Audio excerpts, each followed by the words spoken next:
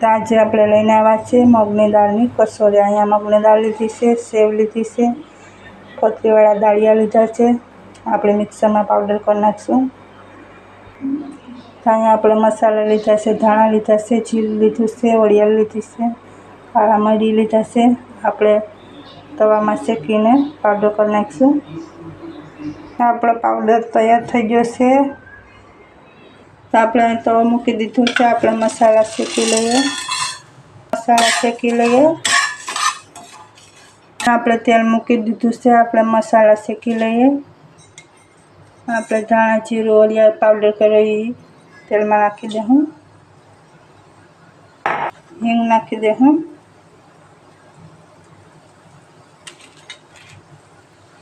આમચૂર powder નાખી દઉં।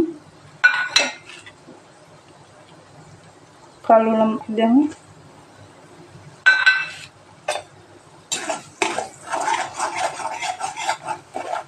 લાલ મરચું નાખી દઉં 1 ચમચી। આપણે દાળને બધી પાવડર કર્યો છે, દાળને સેવનો એ નાખી દઉં। મસાલો તૈયાર કરવાનો છે। તો અહીંયા આપણે મેંદાનો લોટ લઈ લીધો છે। આપણે અજમા નાખી દઉં। નમક નાખી દઉં। મોણ માટે આપણે તેલ નાખી દઉં।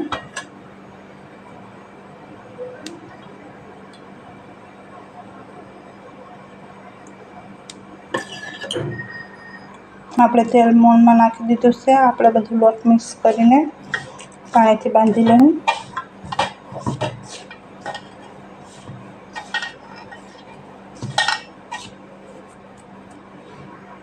તો અહીંયા આપણો મસાલો ઠંડો પડી ગયો છે। આપણે આ રીતના ગોળ ગોળ ગોટી વાળવાની છે।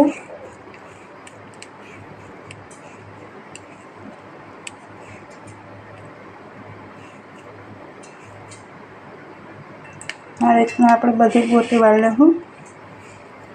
આપણે બધી ગોટી વાળી લીધી છે। આપણે અહીંયા લોટ પણ બંધાઈ ગયો છે। આપણે આ રીતના રવો લઈ લઈએ। કસોરી આ રીતને બધી તૈયાર કરી લઉં।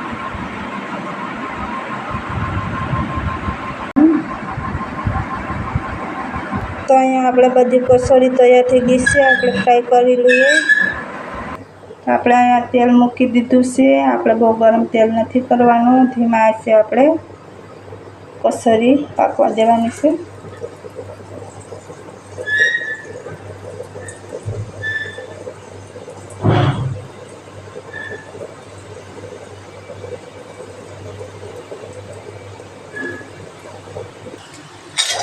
આ રીતના આપણે કસોરી ફ્રાય થવા દઉં ધીમા ગેસે। આપણે આ રીતના અલટાવીને શેકવા દઉં।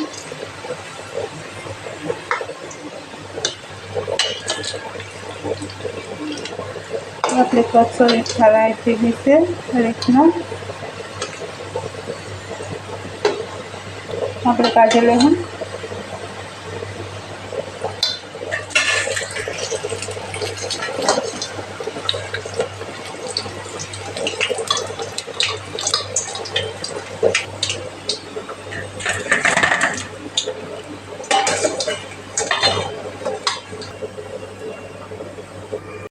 આપણે આ રીતની કસોરી તૈયાર થઈ ગઈ છે। આપણે અહીંયા આંબલી ગોળની ચટણી પણ બનાવી છે। આ રીતની ટ્રાય કરજો, બહુ સરસ બને છે। તો તમને આ મગની દાળની કસોરી કેવી લાગી કોમેન્ટ કરજો, લાઈક કરજો, શેર કરજો અને સપોર્ટ કરજો। બધાને જય માતાજી, જય શ્રી કૃષ્ણ।